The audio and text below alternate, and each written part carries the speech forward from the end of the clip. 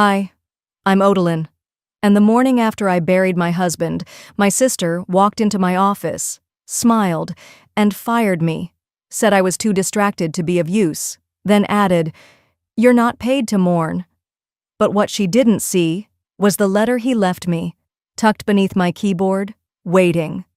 What happens when grief meets betrayal, and the quietest person in the room decides to fight back? Before we dive in, tell me, have you ever been punished for grieving? Drop a comment, because some silences aren't empty, they're loaded. The morning felt like every other Monday, gray, quiet, heavy.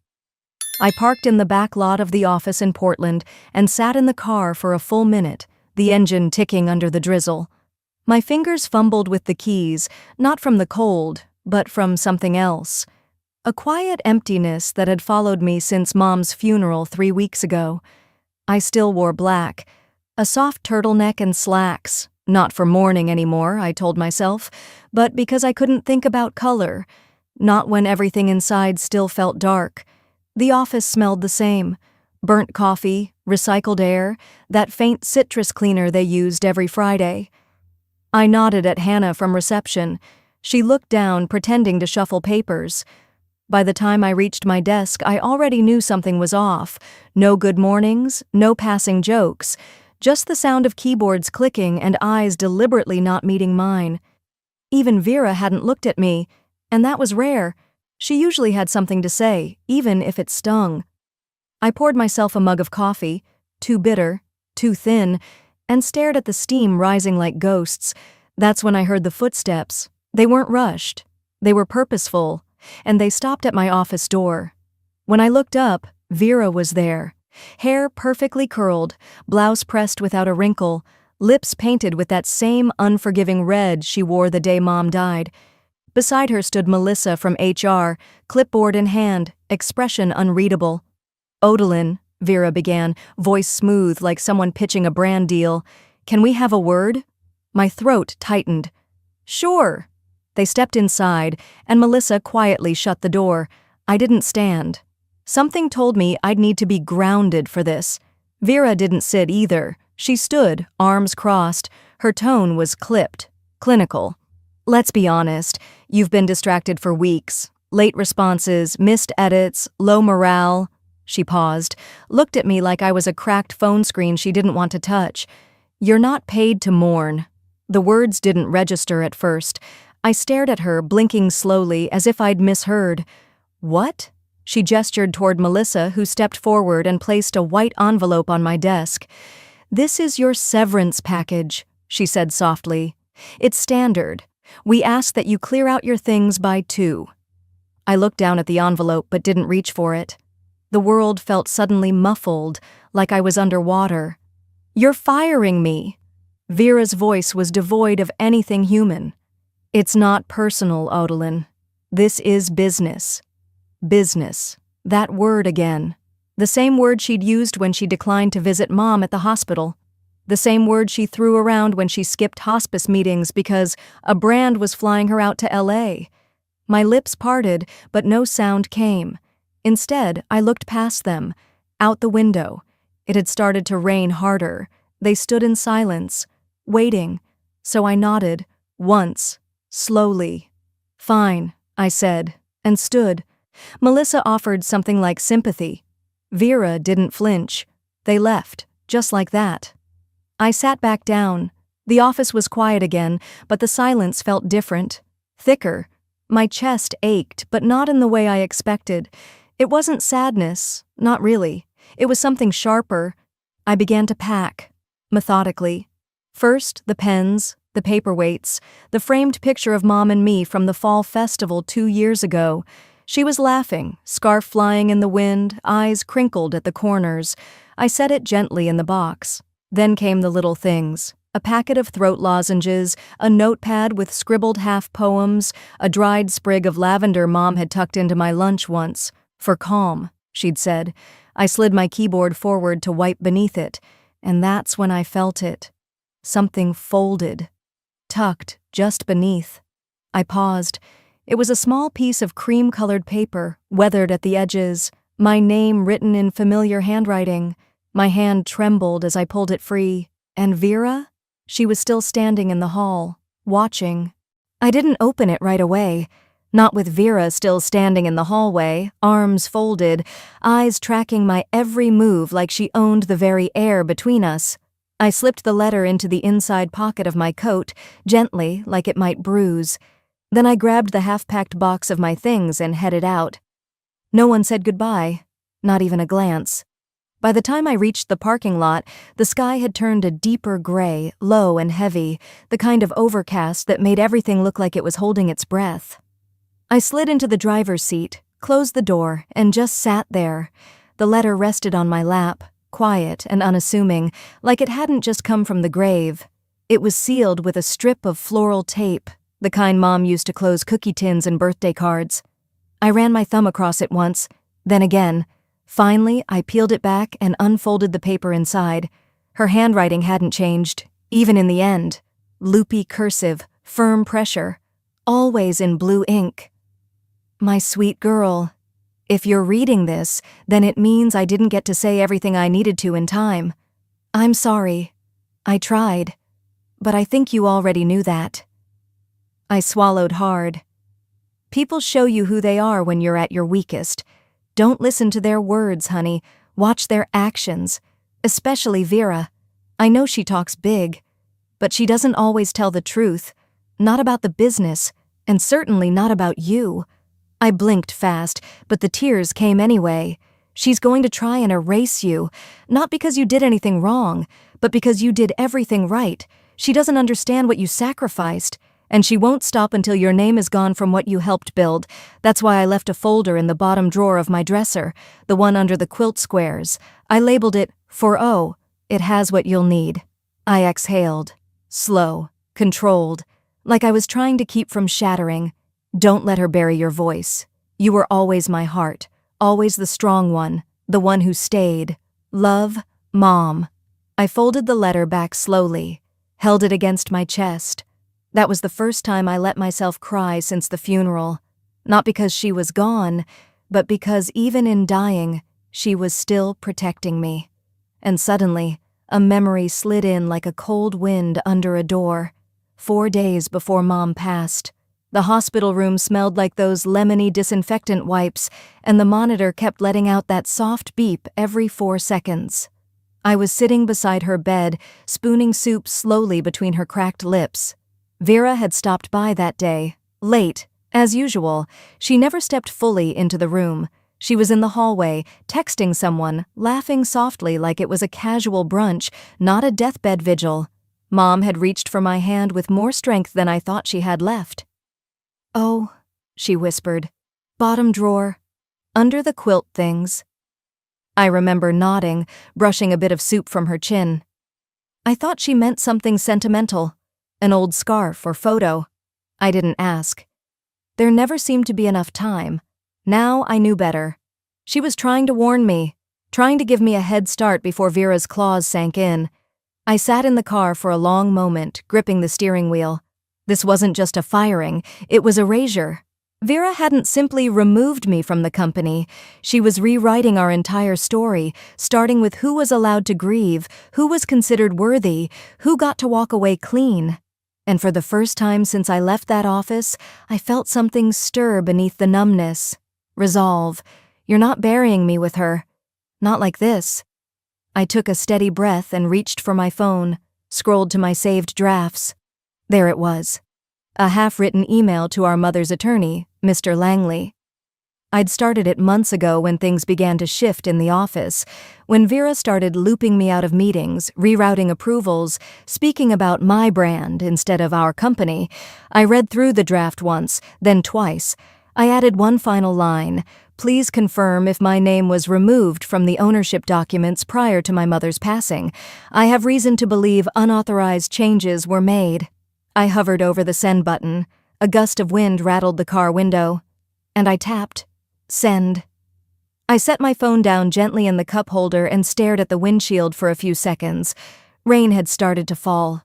Soft at first, like fingers tapping from a higher floor, but it picked up with each breath. I watched the drops streak across the glass, then wiped my eyes without really thinking about it. It wasn't just about sending the email. It was about finally stepping out of the silence Vera had been feeding me for years, and I didn't know where it would lead, but I knew I wouldn't sit still anymore. That night, I barely slept.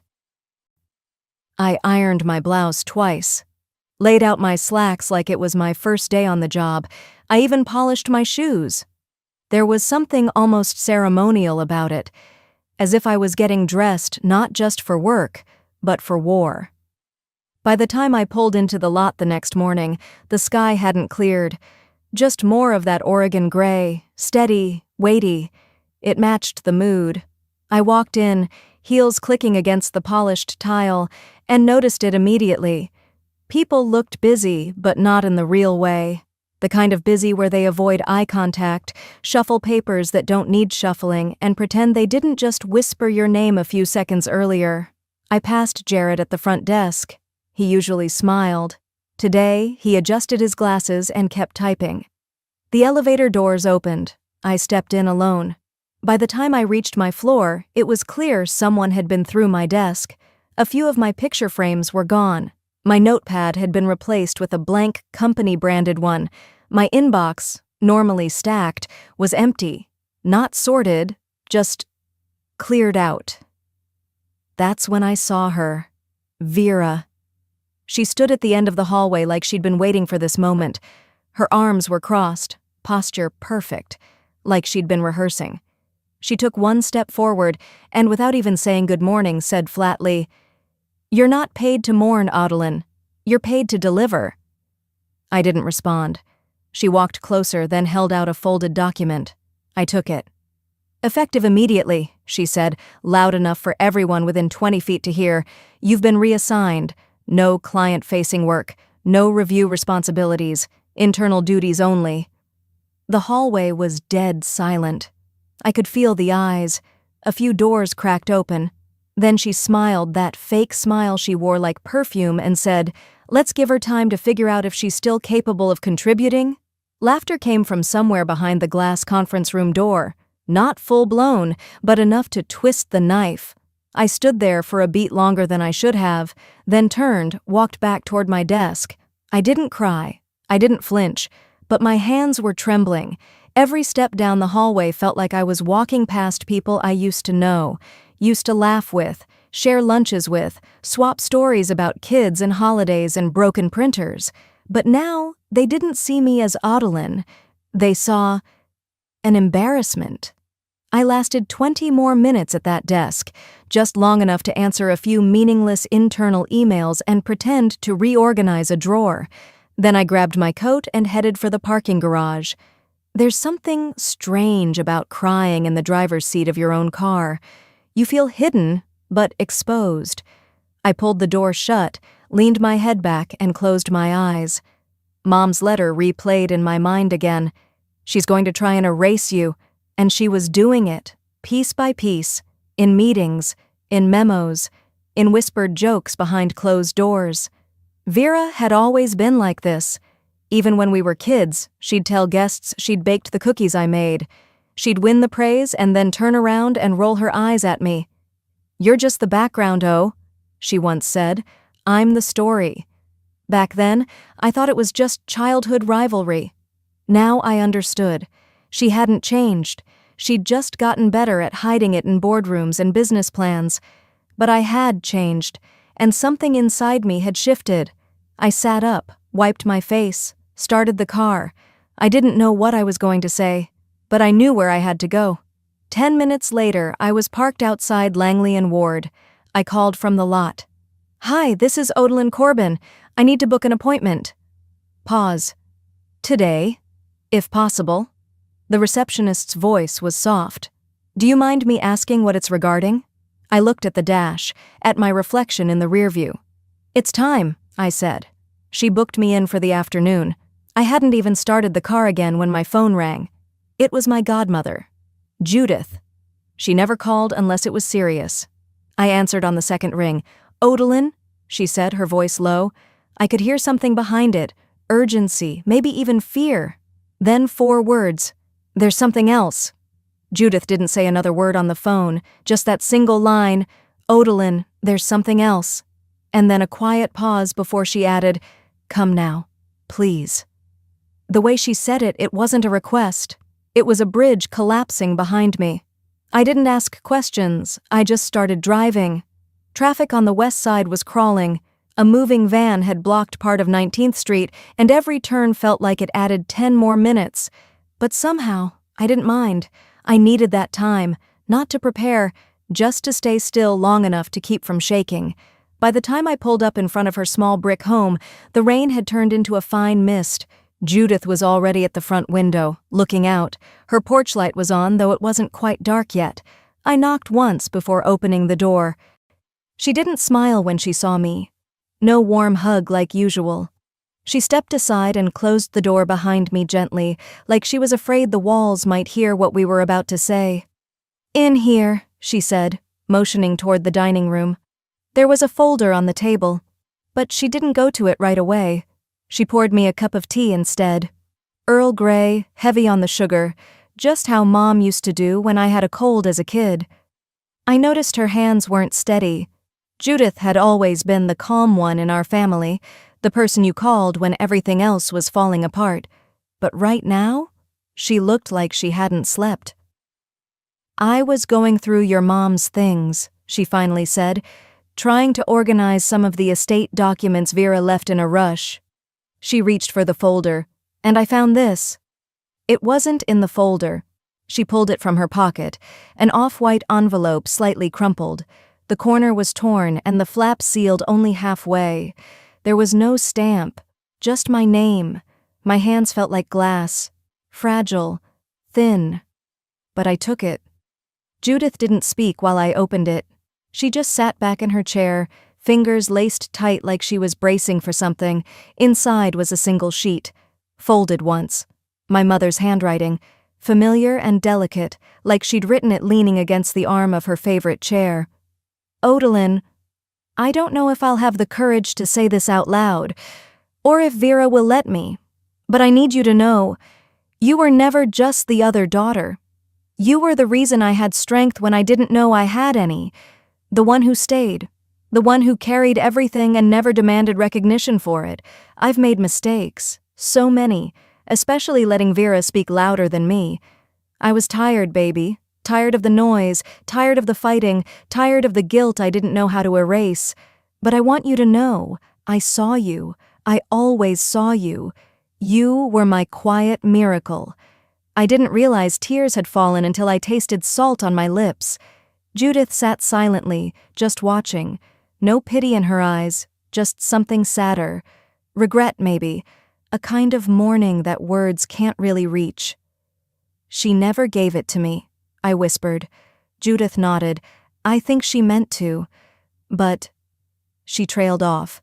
I folded the letter slowly, as if rushing would make it disappear. "She didn't know," I murmured. "She died thinking I didn't care." Judith reached for my hand. "She didn't," she said quietly. "There's more." She stood up and went to the hutch by the window, pulled out a thin notebook, Mom's old planner. She left a note, scrawled at the back, dated the night before she passed, said she wanted to see you, said she needed to talk before anything was finalized. I stared at her. "What do you mean finalized?" "She wanted to change the will." Judith sat down again, the planner still in her hands. "She called me that night, said she was done letting Vera run things, said she needed you to come first, not just legally, but in truth. She asked if I'd drive her to the lawyer's office that Friday." I felt my stomach drop. "Friday," I repeated. "But she died Thursday morning." Judith looked down. "She was gone before she could do it." There was a long, dragging silence. Then she added, "I asked Vera what happened. She told me you were unstable, that you'd been erratic. She said it wasn't safe to have you at the hospice." I couldn't speak. Judith's voice turned bitter. "She told the nurse at the front desk that you were not to be contacted under any circumstance. She had them list you as emotionally compromised." I felt my jaw tighten. "She didn't even call me," I said flatly. Judith nodded. "Because if she had, your mom might have still gotten to speak to you." I looked at the letter again, fingers tightening around it. That ache behind my chest, it wasn't grief anymore, not just grief. It was something colder, sharper. "She died thinking I didn't come," I said, "because Vera made it look that way." My voice didn't break. It didn't rise. It just sat there in the air like a wall no one wanted to lean against. Judith reached over and placed her hand gently on top of mine. "You need to do something," she said. "I will." I folded the letter back into the envelope, slid it into my purse like a document I'd need in court. Then I stood up. Judith watched me carefully, but she didn't try to stop me. I looked at her and said, calm as ever, "I'm going to the office tomorrow, not to work, but to end this." By the time the sun came up, I was already dressed. Same black dress I wore to the funeral. Same heels that had sunk into the mud by my mother's grave. I didn't iron it. I didn't fix my hair. I didn't want to look composed. I wanted to look exactly how I felt, like someone who had walked through fire and decided she wasn't afraid of burns anymore. I pulled into the lot outside the office just after 8:30. The parking space I used to always take was already occupied, probably by one of Vera's little interns who used to run coffee and compliments in equal measure. I parked on the far side instead. The walk to the front doors felt longer than it used to, or maybe I just walked slower now, more deliberate. Inside, it was quiet. A few heads lifted as I passed reception. I caught a whisper, something like, "Is that her?" before it faded behind me. I didn't stop at my old desk, didn't nod at the junior staffer who looked up from her keyboard with wide, uneasy eyes. I walked straight past the bullpen and down the carpeted hall toward the double doors of the executive wing. Vera's office sat at the end like some throne room no one dared enter without permission. I didn't knock. She was on the phone. She looked up and froze. I stepped in, closed the door behind me, and turned the lock. "Excuse me," she said, pulling the phone from her ear like I was some intern who had wandered in with the wrong files. "I won't take long," I said. "You might want to hang up." She looked annoyed, but something in my face must have made her think twice. She ended the call. "What is this?" she said flatly. "You can't just barge in." I stepped forward and placed the envelope on her desk. She glanced at it, didn't touch it. "You knew," I said. "You knew she wanted to see me. You knew she was planning to change the will." Vera leaned back in her chair, arms crossed. "Odelyn, that's a stretch. You weren't even around when she—" I pulled out my phone. No more talking. I tapped play. It was Judith's voice. Calm, steady. Recorded last night. "She told me herself, Vera. The night before. She asked me to drive her to the lawyer. She said she needed to see Odelyn, that she was done letting you run things. She said those exact words." I didn't blink. Vera's expression faltered. Her lips tightened. She looked at the phone like it was a ticking bomb. "You recorded that?" "Yes," I said, "and I backed it up." She sat in silence. I reached into my bag again and pulled out a folded sheet of paper, my resignation. I placed it beside the envelope. "I'm not here to fight you anymore, Vera. You won. You've always needed to. And now you get it all. This office, the control, the illusion." Her face stayed neutral, but her fingers curled slightly on the desk. "I'm leaving you with everything you wanted," I continued, "but without me." She scoffed, a short, bitter laugh. "Odelyn, you think walking out makes you a martyr? You were never cut out for leadership. You don't even know how to play the game." I smiled, for the first time in days. "That's the difference between us, Vera. I was never playing." She didn't say another word. I turned and unlocked the door. The hallway was quiet. For now. I didn't head for the exit. I made a sharp left into the break room. The room was packed, staff on their morning break, clustered around the coffee maker and breakfast bar. Some were laughing softly, others scrolling through their phones. Every head turned when I walked in. Some smiled awkwardly. A few tried not to look at all. I stepped to the center of the room. "For those who asked," I said, my voice clear, steady, Yes, I was let go while grieving. A pause. Someone gasped. I kept going. For those who didn't ask, don't worry. You won't have to look at me again. I won't be in your way. The room went still.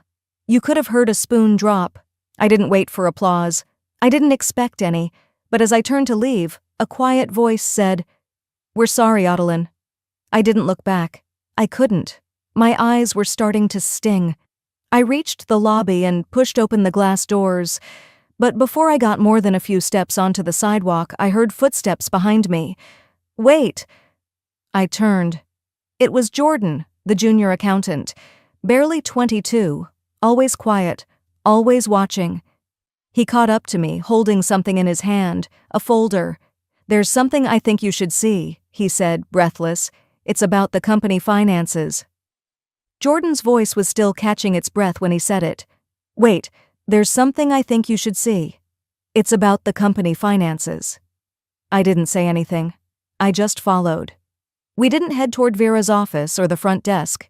Instead, Jordan led me down the narrow hallway behind the copier station toward the archive room.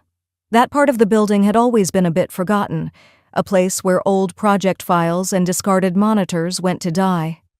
He checked behind us before unlocking the door. Inside, the air was stale. Dust shimmered in the soft light from the lone ceiling fixture. A long folding table sat against the wall, already covered in papers and file sleeves. Jordan moved quickly, sifting through the pile until he pulled out a thin binder and a stack of printed emails. "I wasn't snooping," he said, his voice tight. "I was cleaning out some old folders for the quarterly audit, and this wasn't supposed to be in the system. Vera must have deleted the digital copies but forgot these were here." He handed me the binder. My hands felt too warm. At first glance, it looked like ordinary financials, monthly payout summaries, internal transfer logs, expense authorizations, but then I saw it. My name. Over and over. Employee ID, O. Mourn, Darner 046 EC, under Leadership Bonus Distribution Q2, then again under Client Reimbursement San Diego Gala. San Diego? I'd never even been to that event. I turned another page. It was dated 6 months ago, an authorization form for a 5-figure transfer labeled Professional Image Consulting, Executive Tier. Again, under my ID. Then came the forged signature. Mine. Only it wasn't. The curl on the Y in Mourn was too wide. The capital O wasn't even closed. Whoever faked it had done it fast. Careless. I looked at Jordan. He was biting his lip, staring at me like he didn't know if he'd done the right thing by showing me. "She's been routing these through your employee record," he said. "Most of the reimbursements went to a consulting firm that doesn't exist anymore. I cross-checked the EIN. It traces back to a P.O. box in Marin County." "Whose name is on the P.O. box?" He hesitated. "Vera's husband." For a moment I couldn't speak. I pulled out a chair and sat down. The documents spread in front of me like broken glass. So that's what it had all been about. Not just control, not just keeping me in line. She needed my name, my spotless record, my clean payroll ID. While I was out there working late nights, keeping our clients happy, Vera had been laundering her little empire through my silence. Every time she'd come by with a quick form for me to sign, smiling like a cat that already had the canary, I'd trusted her. I remembered one time last fall when I asked what the doc was for. She'd laughed, tapped her acrylic nails on my desk and said, "You don't need to read it. It's just an internal budget shuffle." And like a fool, I'd signed. I picked up one of the emails. It was from Vera to her husband. Subject, cleanup body. "Make sure Odelyn's ID is still linked before you run the second transfer. Her name shields everything. No one questions her." My stomach twisted. "She didn't just fire me," I said quietly, the words tasting like metal in my mouth. "She used me." Jordan didn't speak. He didn't have to. I leaned back, trying to breathe, but everything inside me was knotted tight. I remembered Vera snapping at me 3 months ago for forgetting a login approval, even though she'd borrowed my credentials that week. I remembered the time she threw her arm around my shoulders at the holiday party and said, loud enough for everyone to hear, "Odelyn here is the reason this company runs smoothly. She's my right hand." No one knew she meant that literally. I'd been her camouflage. I looked up at Jordan. "How long do you think this has been going on?" He rubbed the back of his neck. "At least a year.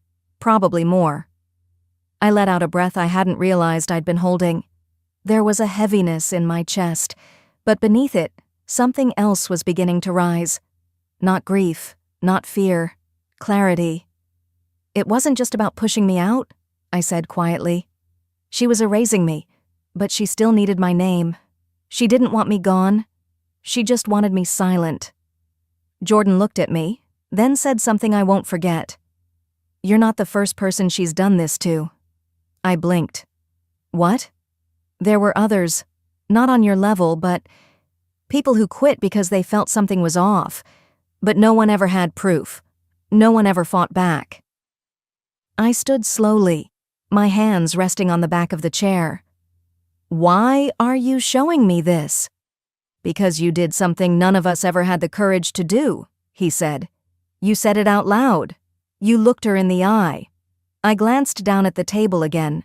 Dozens of lines, numbers, transactions, all sitting there like threads waiting to be pulled. I looked at the office walls, cheap drywall, fluorescent light flickering slightly in the corner.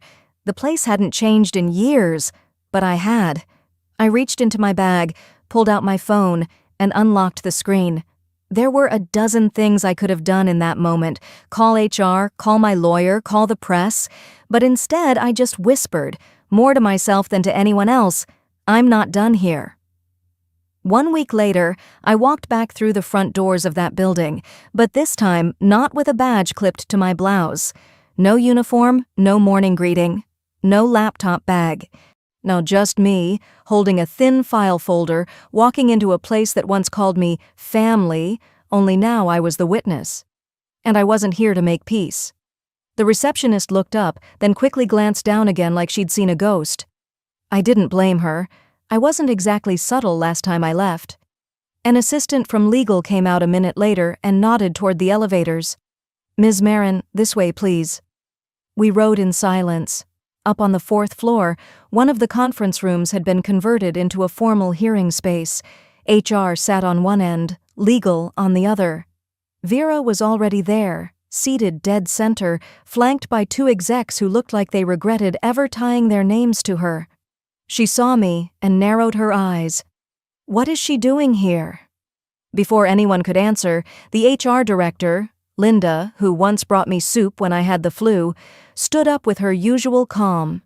"She's here because she's listed as a primary witness and concerned party in the financial review initiated by anonymous complaint last Thursday." I took the empty seat across from Vera.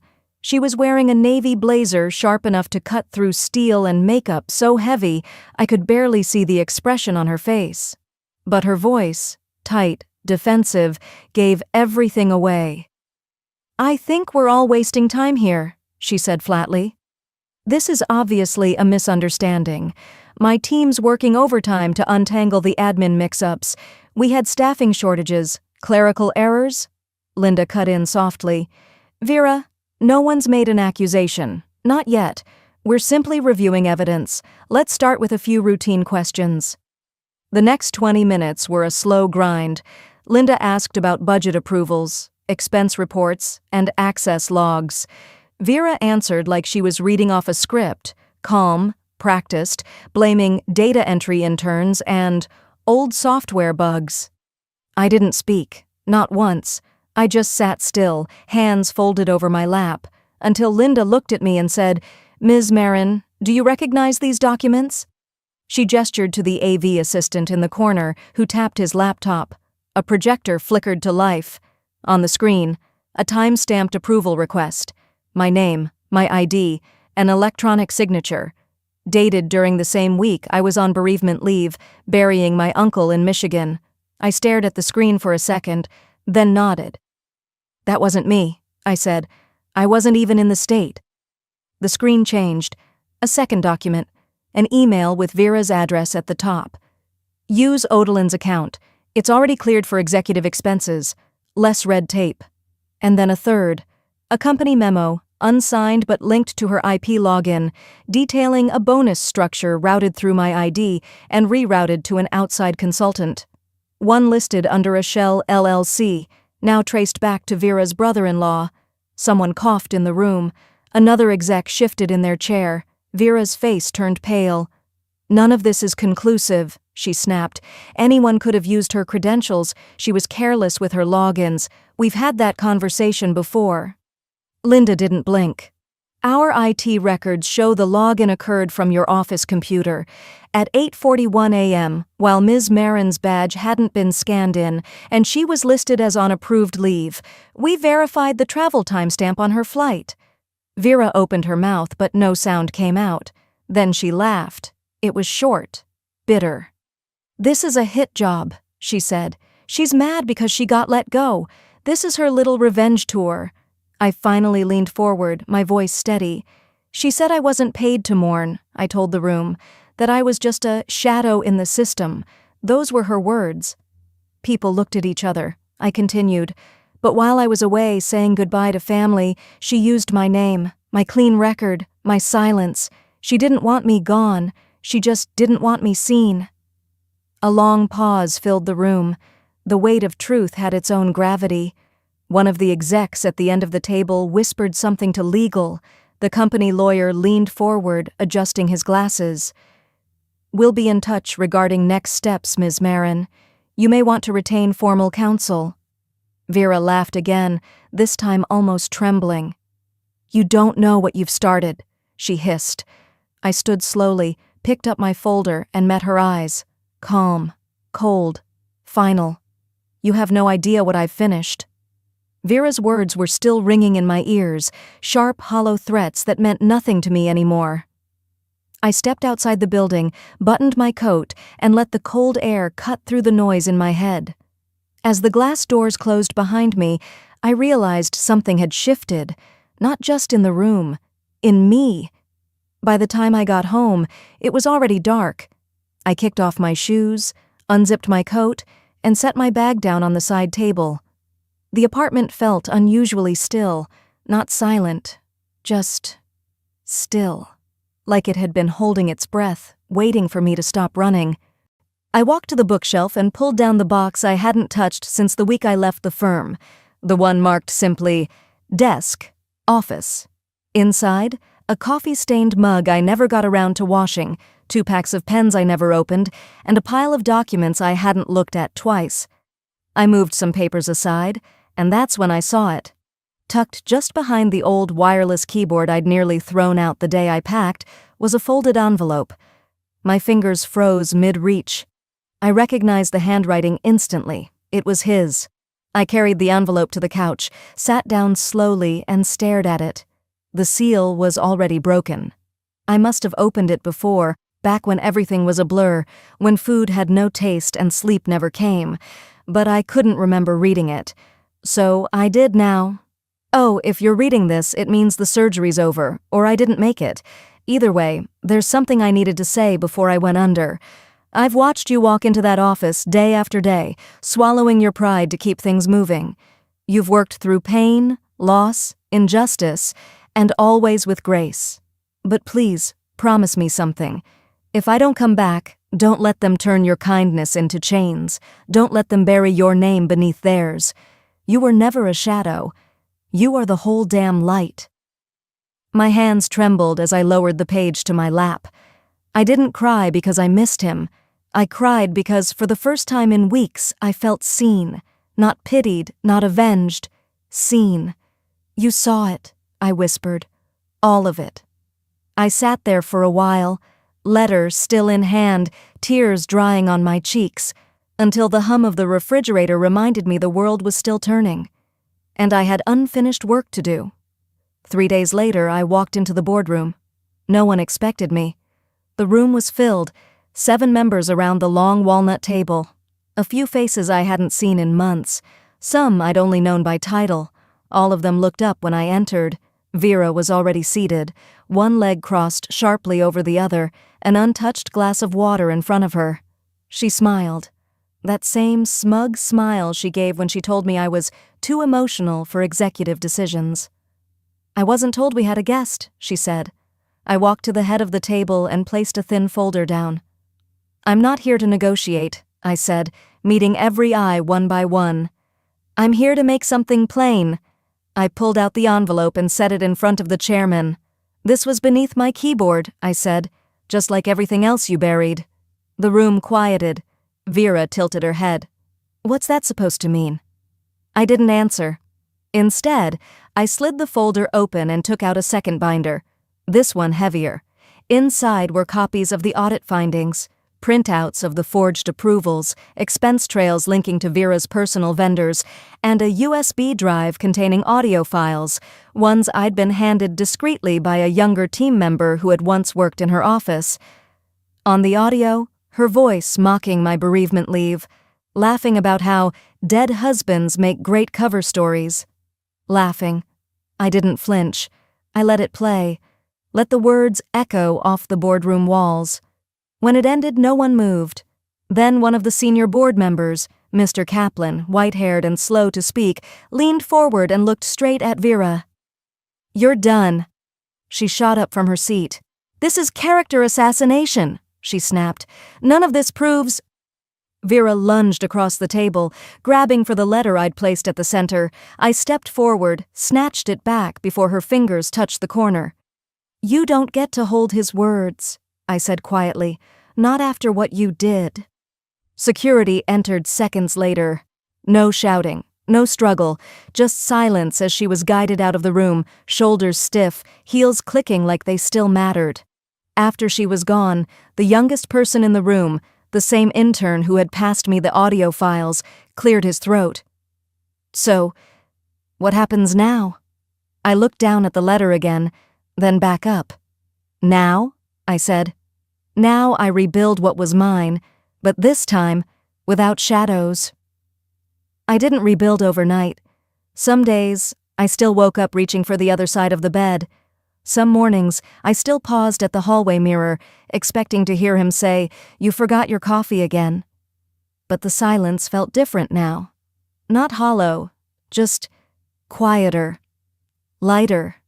2 months had passed since the board meeting, since Vera was escorted out without a word of protest, since I'd walked away, not to disappear, but to finally begin again. And today, I honored him my way.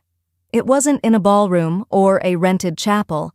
It wasn't catered, color-coordinated, or broadcast across Facebook with matching hashtags like my sister had planned.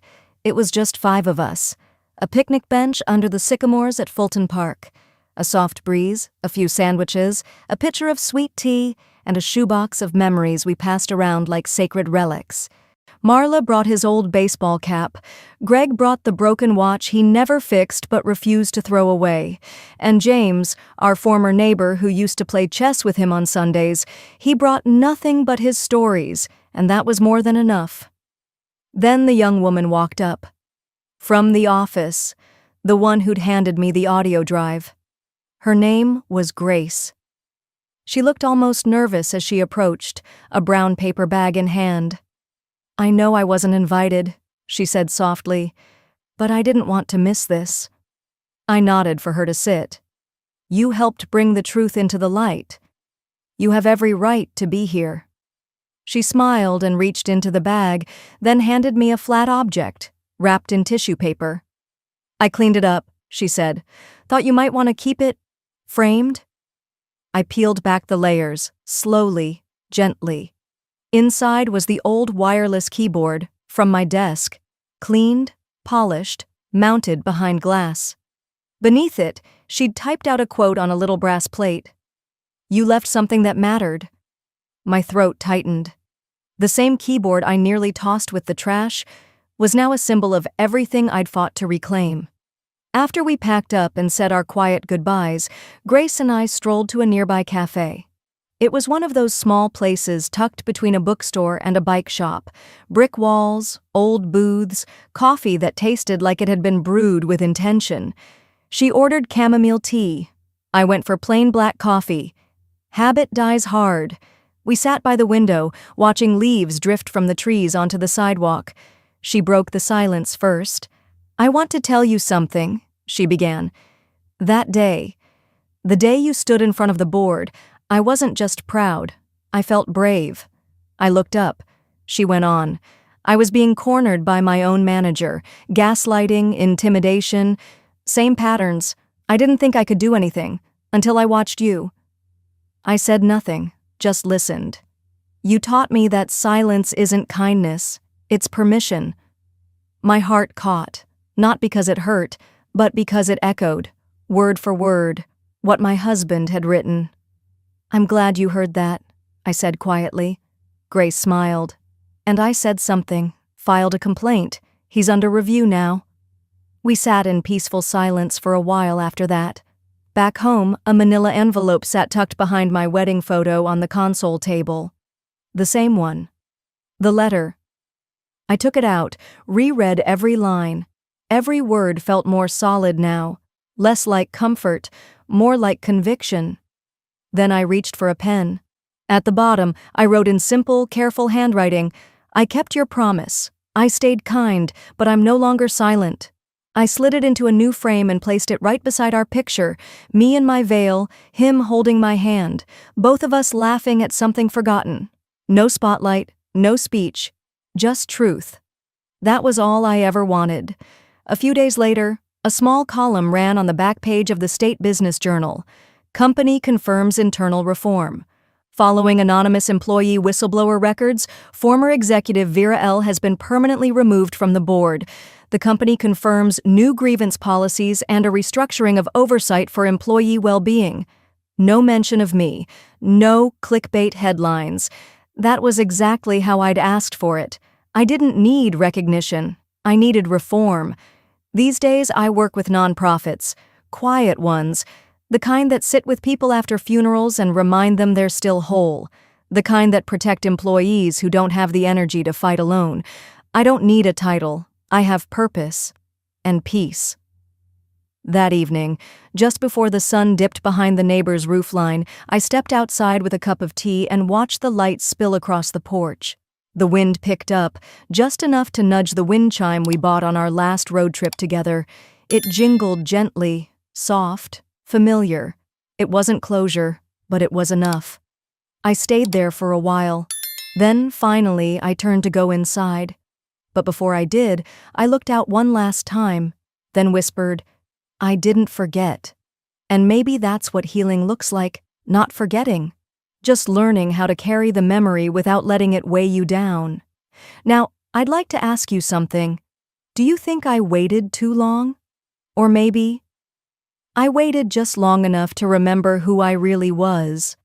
Have you ever stayed silent, just to keep the peace, only to realize silence was costing you too much? If so, you're not alone. Tell me your story. I read every word.